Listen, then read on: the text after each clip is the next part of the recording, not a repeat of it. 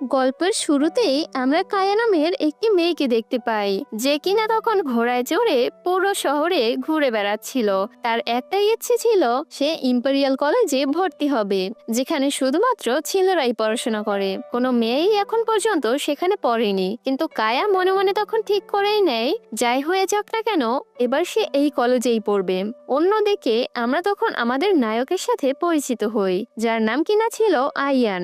সে তার গাড়িতে বসেছিল এবং তার সহকারী সোহেল গাড়িটি চালাচ্ছিল। হঠাৎ গাড়ির সামনে একটি মেয়ে এসে পড়ে এবং সেই মুহূর্তে কেউ ঘোড়ার পায়ে একটি পাথর ছুঁড়ে মারে। পাথর লাগার কারণে ঘোড়াটি ভয় পেয়ে যায় এবং দ্রুত দৌড়াতে শুরু করে। যেটা দেখি তখন আয়ানের সহকারী বলে, এই মাসে এরকম অনেকবার হয়েছে এবং আমাদের ঘোড়াটি এমনিতেই ভয় পেয়ে রয়েছে। তাছাড়া সামনে একটি মেয়েও রয়েছে এবং সে ক্ষতিগ্রস্ত হতে পারে। যেটা দেখে আয়ান তখন বলে, ওকে গাড়ি দিয়ে মেরে ফেলো। যেটা শুনে সহকারী তখন বলে, আমরা এটা করতে পারি না, কারণ সে একজন বড় টিচারের একমাত্র মেয়ে। তখন আয়ান বলে, যাই হোক না কেন, তুমি গাড়ির গতি কমাবে না এবং গাড়ি থামাবেও না। এদিকে এই মেয়েটির নাম ছিল আরোহী। যখন আরোহী দেখতে পায় গাড়ির গতি আরো বেড়ে গিয়েছে এবং কোনোভাবেই এটি থামছে না, তখন সে খুব ভয় পেয়ে যায়। এদিকে গাড়িটি যখন আরোহীর খুব কাছে চলে আসে, ঠিক তখনই কায়া এসে আরোহীকে বাঁচিয়ে নেয় এবং আয়ানের গাড়ি মুহূর্তের মধ্যেই নিয়ন্ত্রণ হারিয়ে ফেলে। এবার এটা দেখে কায়া দ্রুত ঘোড়ায় চড়ে গাড়িটি নিজের আয়ত্তে এনে ফেলে। তখন কায়া আয়ানকে জিজ্ঞাসা করে, আপনি ঠিক আছেন তো? কিন্তু তখন কোনো উত্তর আসে না। তাই কায়া ভিতরে দেখার চেষ্টা করে। তখন আয়ান তাকে থামিয়ে দেয়, যার কারণে আয়ানের এই আচরণ কায়ার কাছে খুব অদ্ভুত লাগে। যার কারণে এরপর সে আরোহীকে জিজ্ঞাসা করে, তুমি ঠিক আছো? আরোহী তাকে ধন্যবাদ বলার পরিবর্তে তার উপর তখন রাগ করতে শুরু করে এবং বলে তার কারণেই তার বানানো পরিকল্পনা সব নষ্ট হয়ে গিয়েছে। যেটা শুনে তখন কায়া বলে, মানুষজন কত অদ্ভুত হয় তাই না? উপকার ও ধন্যবাদ বলতে একদমই জানে না। এদিকে আরোহীর আচরণ কায়ার সাথে খুবই কর্কশ ছিল, যার কারণে তখন কায়ার খুব রাগ হয় এবং বলে, আমি যেমন তোমাকে বাঁচিয়েছি তেমনই তোমাকে এখনই মারতেও পারি। এইসব কথা তখন আয়ানও শুনছিল। এরপর কায়া সেখান থেকে তখন চলে যায়। তাকে চলে যেতে দেখে আয়ানের মুখে হালকা হাসি চলে আসে। এমন মনে হয় যেন সে কায়াকে আগে থেকেই চিনত। এরপর কায়া তার বন্ধু জেমসের সাথে দেখা করতে একটি রেস্তোরাঁয় চলে যায়, যেখানে তারা দুজন খাওয়া দাওয়া করছিল। আয়ানও তার বন্ধুর সাথে দেখা করতে সেই একই রেস্তোরাঁয় চলে আসে। জেমস কায়াকে তার ফিরে আসার কারণ তখন জিজ্ঞাসা করে। তখন কায়া বলে তার ফিরে আসার কারণ হলো তাকে ইম্পেরিয়াল কলেজে ভর্তি হতে হবে, যে কোনো ভাবেই হোক। যেটা শুনে জেমস তখন বলে, ইম্পেরিয়াল কলেজে তো শুধুমাত্র ছেলেরাই পড়ে, তুমি সেখানে ভর্তি হতে পারবে না। তখন কায়া বলে, তুমি চিন্তা করো না, আমি জানি কিভাবে ভর্তি হতে হবে।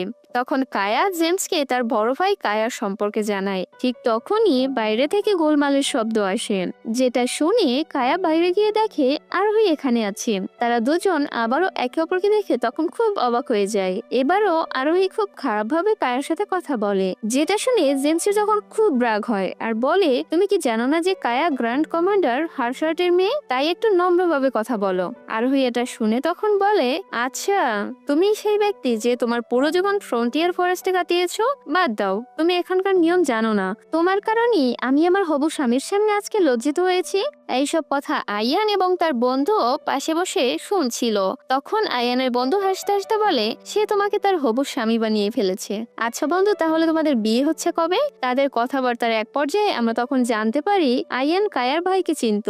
অপরদিকে একজন ওয়েটার কিছু ফেলে দেয়, যেটা দেখে আরোহী তার উপর খুব রেগে যায় এবং তাকে শাস্তি দিতে চায়। কিন্তু কায়া এটা হতে দেয় না। এতে আরোহী আরো বেশি তখন রেগে যায় আর বলে, তোমার সমস্যাটা কি? প্রথমে আমার পরিকল্পনা খারাপ করলে আর এখন এইসব। তখন কায়া বলে, আমি তোমার কোনো পরিকল্পনা সম্পর্কে জানতাম না। এবার তুমি এই ওয়েটারকে এখান থেকে যেতে দাও, তার পরিবর্তে আমি তোমাকে তোমার পরিকল্পনায় এবার সাহায্য করব।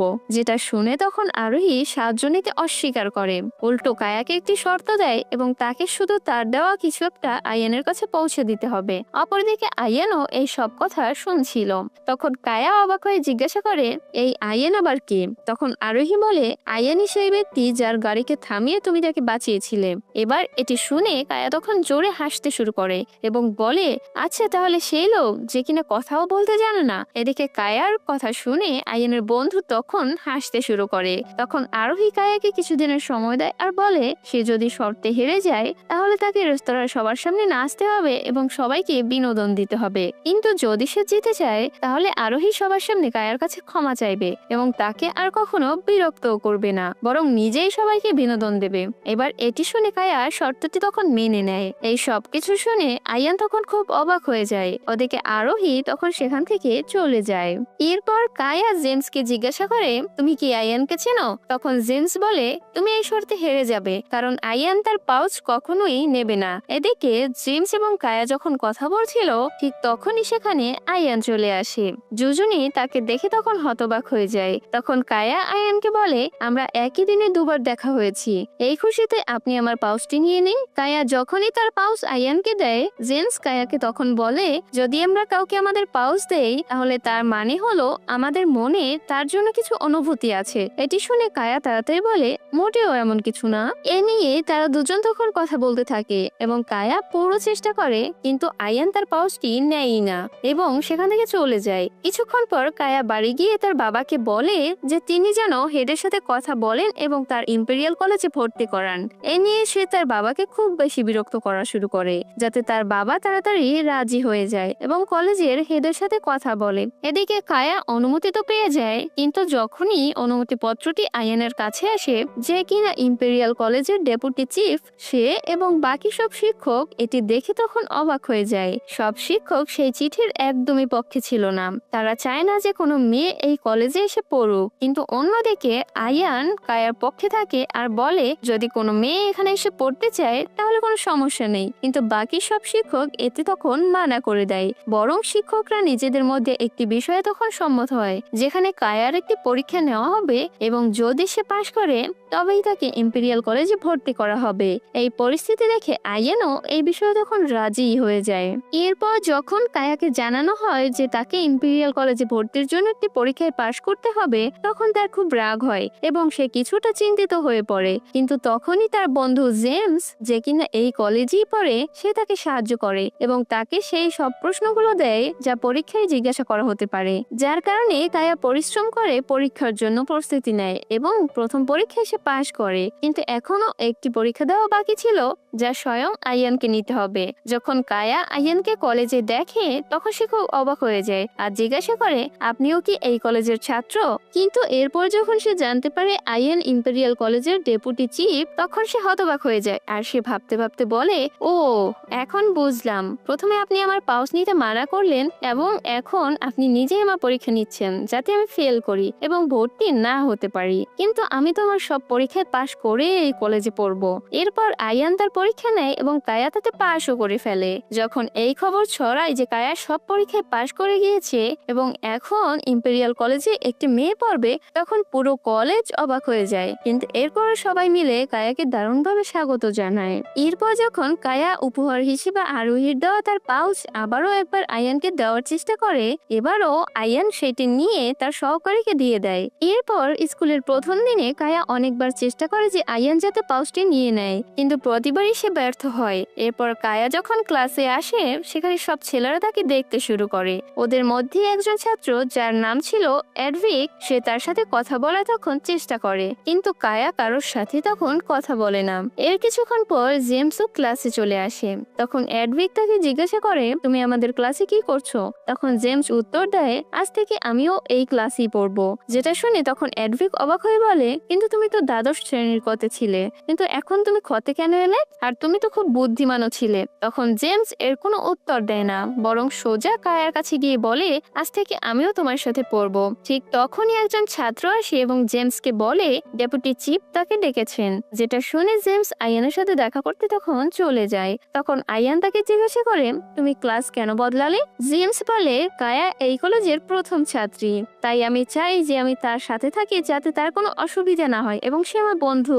জেমসের কথা শুনে আয়ান তখন তা মেনে নেয়। এদিকে কায়াও আয়ানকে খুঁজতে খুঁজতে তার কাছে পৌঁছায়। তখন সে দেখতে পায় আয়ান আত্মহত্যা করতে যাচ্ছে, যেটা দেখে কায়া খুব ভয় পেয়ে যায় এবং দৌড়ে গিয়ে তাকে বাঁচায় এবং ভয় পেয়ে জিজ্ঞাসা করে, আপনি আত্মহত্যা কেন করছিলেন? তখন পাশে বসা আয়ানের সহকারী বলে, তিনি আত্মহত্যা করছিলেন না, তিনি তার একটি কেসের তদন্ত করছিলেন। তখন আয়ান কায়াকে জিজ্ঞাসা করে, তুমি এখানে কি করছো? কায়া বলে, আমি আপনার সাথে দেখা করতে এসেছিলাম।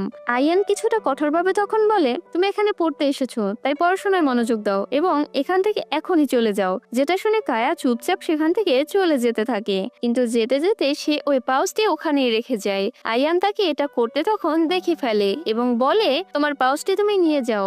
যেটা শুনে কায়া ধীরে ধীরে পাউচটি নিয়ে সেখান থেকে চলে যায়।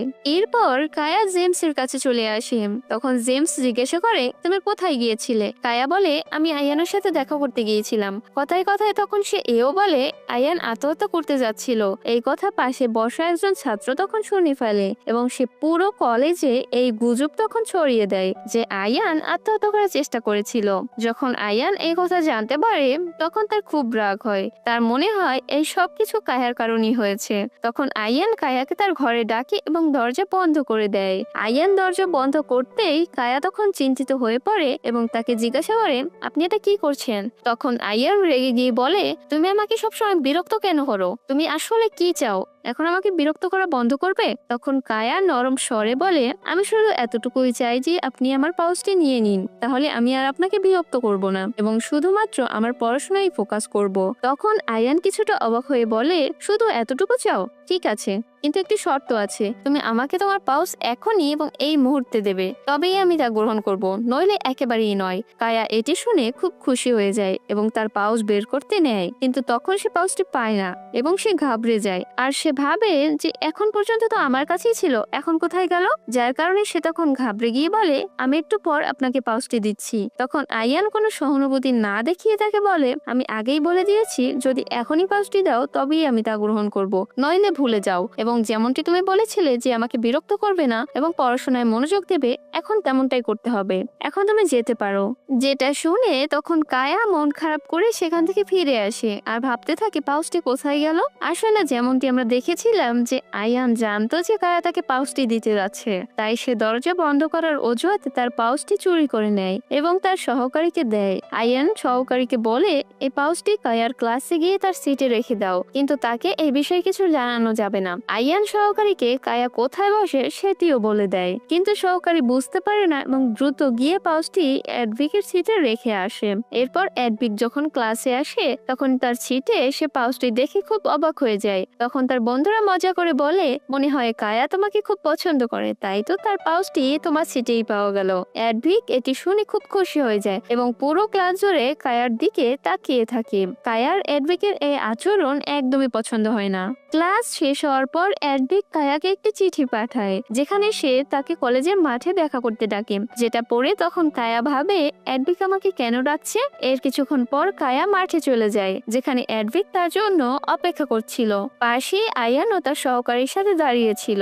তখন এডভিক সোজা কায়াকে জিজ্ঞাসা করে, তুমি কি আমাকে পছন্দ করো? তোমার পাউচ আমার সিটে পাওয়া গিয়েছিল, এর মানে তোমার মনে আমার জন্য অনুভূতি আছে। এটি শোনা মাত্রই আয়ান রেগে তার সহকারীর দিকে তাকায় এবং তাকে সেখান থেকে নিয়ে যায়। কায়া সবকিছু তখন দেখে ফেলে এবং বুঝে যায় যে পাউচটি এডভিকের সিটে আয়ানই রেখেছে। এইসব দেখে কায়া এডভিককে তার সব সত্যিটা বলে দেয় যে সে পাউচটি ওখানে রাখেনি এবং সে তাকে পছন্দও করে না। এই সবকিছু তার সহপাঠীরাও তখন শুনে ফেলে, যার কারণে এডভিকের তখন খুব খারাপ লাগে এবং সে কায়ার উপর খুব রেগে যায়। এর কিছুক্ষণ পর কায়া আয়ানের কাছে চলে যায় এবং রেগে গিয়ে জিজ্ঞাসা করে, আপনি এসব করেছেন তাই না? আমার পাউচ আপনি চুরি করেছিলেন। যেটা শুনে তখন আয়ান তার সহকারীর উপর রাগী চোখ নিয়ে তাকায়, যেটা দেখে সহকারী তখন সেখান থেকে পালিয়ে যায়। তখন আয়ান বলে, হ্যাঁ আমিই করেছিলাম, কারণ আমি তোমার পাউচটি নিতে চাইনি। কায়ার আয়ানের এই কথা খুব খারাপ লাগে। এরপর আয়ানও সেখান থেকে তখন চলে যায়। পরের দিন এডভিক তার ক্লাসের কিছু ছাত্রদের সাথে মিলে কায়ার উপর প্রতিশোধ নেওয়ার জন্য কিছু পরিকল্পনা করে। সে চায় কায়াকে পানিতে ফেলে দিতে, যাতে সেও অপমানিত হয়। কিন্তু এডভিকের এই পরিকল্পনা তখন উল্টে যায় এবং কায়া তাকেই পানিতে ফেলে দেয় আর জোরে জোরে হাসতে থাকে। পেছনে দাঁড়িয়ে আয়ানও এই সব কিছু তখন দেখতে পায়। আয়ান রেগে সব ছাত্রদের তখন বকাঝকা করতে শুরু করে আর তাদের ক্লাসে যেতে বলে। যেটা শুনে তখন কায়া আয়ানকে পানিতে ফেলার জন্য ধরে, কিন্তু তার নিজের পায়ে তখন পিছলে যায় আর তখন সে পড়ে যাচ্ছিল। ঠিক তখনই আয়ান তাকে ধরে ফেলে, কিন্তু কায়া তাকে টেনে ধরে তারা দুজন একসাথে পানিতে পড়ে যায়। যখন তারা দুজন পানি থেকে উঠে আসে তখন আয়ান তার দিকে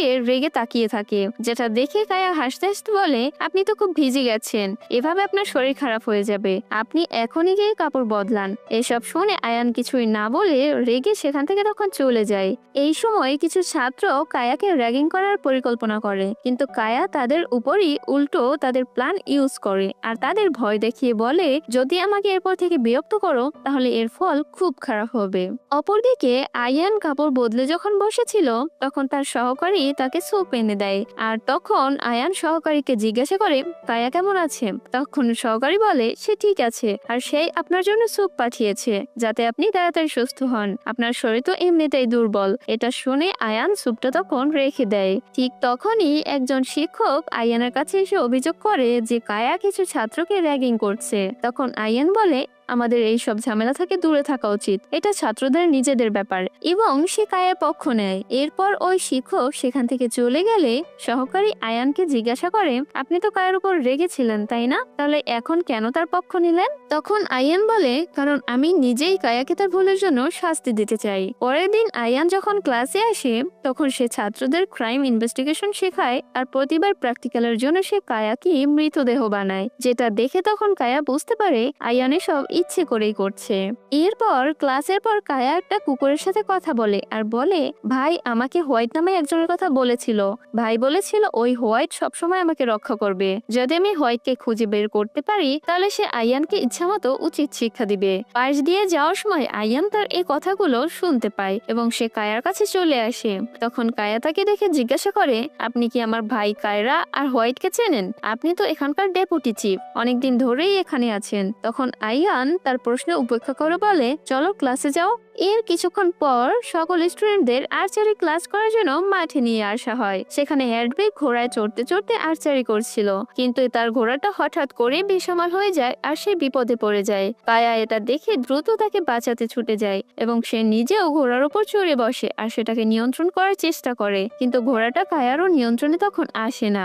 আয়ান এইসব দেখে তখন দৌড়ে আসে এবং সে ঘোড়াটাকে তখন নিয়ন্ত্রণ করতে সক্ষম হয় আর কায়াকে সে বাঁচিয়ে নেয়। কায়া এইসব দেখে তখন অবাক হয়ে যায়, সে অনবরত আয়ানের দিকে তাকিয়েই থাকে, যেন সে এই প্রথমবার তাকে অন্য চোখে দেখছে। এডউইগ তখনই বুঝতে পারে কায়া তার জীবন বাঁচিয়েছে, যার জন্য সে তার কাছে গিয়ে তাকে ধন্যবাদ জানায় আর তার আগের সব কাজের জন্য ক্ষমাও চায়।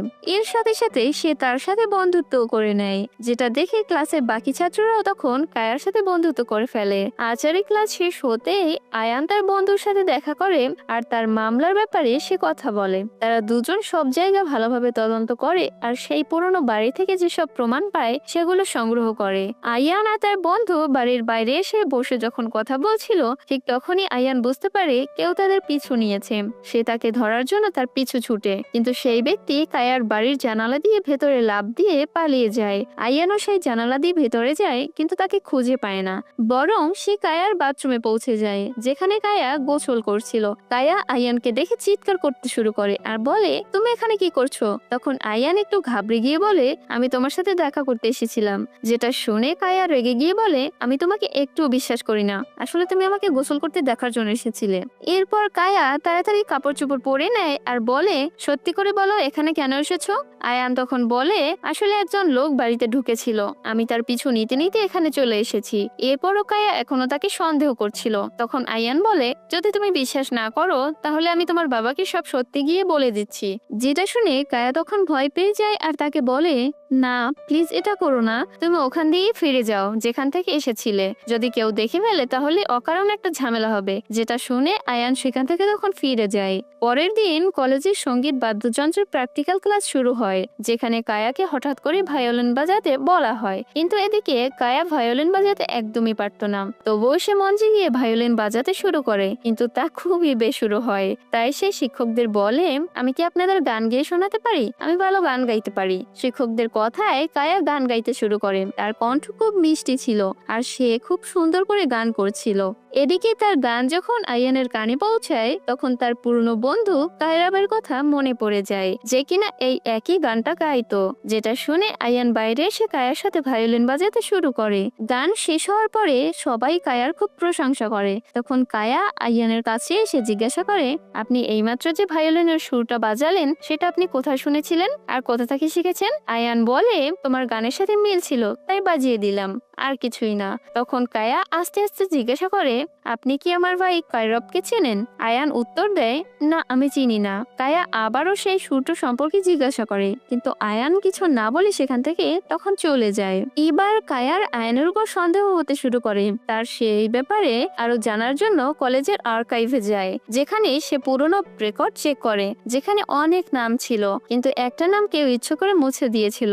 যেটা দেখে কায়া তখন চিন্তায় পড়ে যায় আর ভাবে এই নামটা কি আয়ানের হতে পারে। ঠিক সেই মুহূর্তে আয়ান সেখানে চলে আসে আর কায়াকে দেখে বলে, কলেজের নিয়মে স্পষ্ট লেখা আছে যে শিক্ষকের অনুমতি ছাড়া আর্কাইভে আসা বারণ। যদি শিক্ষকরা এটা জানতে পারে তাহলে তারা তোমাকে কলেজ থেকে বের করে দিতে পারে বা শাস্তি দিতে পারে। ঠিক এটা বলে এরপর সে হালকা হেসে বলে, কিন্তু আমি তোমাকে ক্ষমা করে দিচ্ছি, আর তোমার শাস্তি হলো এখনই তোমাকে কলেজের নিয়ম কানুন মুখস্থ করতে হবে। তখন কায়া আবারও তার ভাইয়ের ব্যাপারে আয়ানকে জিজ্ঞাসা করে। তখন আয়ান বলে, আমরা দুজন একই ক্লাসে পড়তাম, এর চেয়ে বেশি কিছু আমি তাকে চিনি না।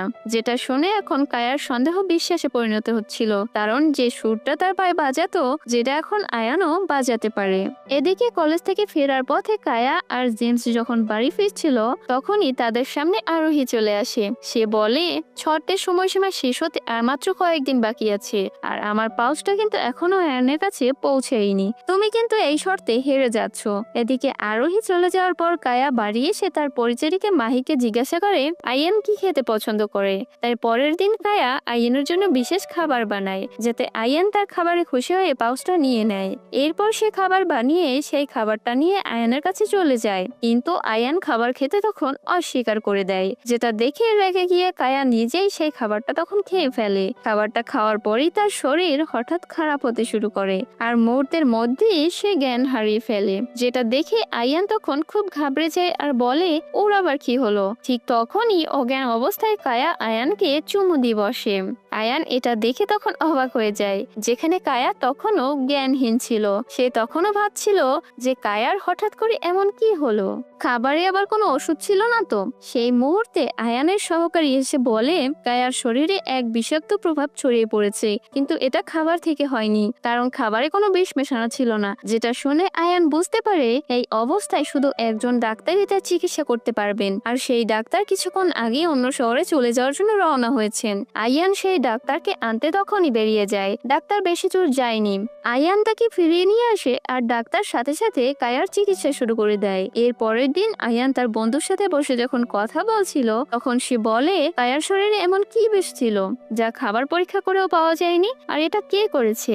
আয়ানের বন্ধু কিছুক্ষণ পর সেখান থেকে তখন চলে যায়, আর তারপর আয়ান কায়ার সাথে দেখা করতে ভিতরে চলে আসে। কায়া এখন বিপদ মুক্ত ছিল। এদিকে যেই কায়া চোখ খোলে সামনে আয়ানকে দেখে সে তখন অবাক হয়ে যায়। তখন আয়ান তাকে সবকিছু বলে, তোমার শরীর খাবার খাওয়ার পর হঠাৎই খারাপ হয়ে গিয়েছিল, কিন্তু এখনো এটা জানা যায়নি যে কে এটা করেছে, তবে আমি সত্যিটা সামনে আনবই। যেটা শুনে কায়া তখন বলে, আমি যখন সুস্থ হয়ে যাব তখন আপনার এই মামলায় আমি সাহায্য করব। যেটা শুনে আয়ান তাকে মানা করে দেয় আর বলে, তুমি এখন বিশ্রাম করো আর কিছুদিন কলেজে এসো না। ঠিক এটা বলে আয়ান সেখান থেকে তখন চলে যায়। এর পরের দিন কায়া এই ব্যাপারটা নিয়ে অস্থির হয়ে যায়। আসলে কে তার উপর বিষ প্রয়োগ করেছে সে এর গভীরে যেতে চায়, তাই সে কাউকে না জানিয়ে কলেজে চলে যায়। প্রথমে সে কোল্ড স্টোরেজে যায় যেখানে বিষের নমুনা পাওয়ার সম্ভাবনা ছিল। যেই সে ভেতরে যায় সেখানে আয়ানকেও সে দেখতে পায়। আয়ান কায়াকে দেখে তখন চমকে যায় আর রেগে গিয়ে বলে, তুমি এখানে কেন এসেছো? তুমি তো এখনো পুরোপুরি সুস্থ হওনি। ঠিক সেই মুহূর্তে গার্ডরা কোল্ড স্টোরেজের দরজা বাইরে থেকে বন্ধ করে দেয়, যার কারণে এখন আয়ান আর কায়া দুজনই ভেতরে তখন আটকে যায়। এদিকে তারা বিষের নমুনাটাও পেয়ে যায়, কিন্তু তারা দুজনই সেই বন্ধ দরজার পেছনে আটকা পড়েছিল।